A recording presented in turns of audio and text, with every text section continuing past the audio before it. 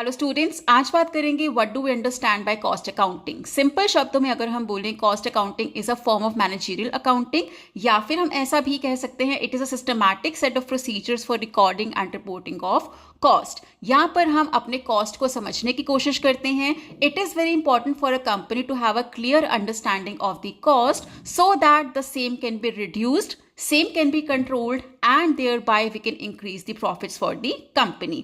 But जैसा financial accounting के case में होता है that it needs to be published, cost accounting के केस में ऐसा नहीं होता है। It is only for the internal use, एक इंटरनल प्रोसेस होता है। कॉस्ट अकाउंटिंग की जाती है so that the data can be used by the management for decision making process.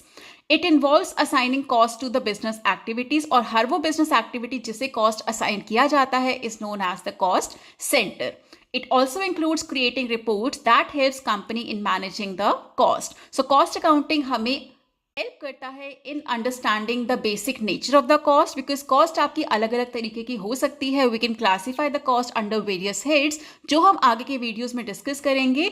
जैसे कि कॉस्ट डायरेक्ट हो सकती है, इनडायरेक्ट हो सकती है, कॉस्ट फिक्स्ड हो सकती है, वेरिएबल हो सकती है, सेमी वेरिएबल हो सकती है, कॉस्ट कंट्रोलेबल हो सकती है, अनकंट्रोलेबल हो सकती है. So it is very important for the management to understand the nature of the cost so that we can control the same. So इसके लिए ना कि सिर्फ डेटा कलेक्शन का बल्कि रिपोर्टिंग का काम is also done under cost accounting.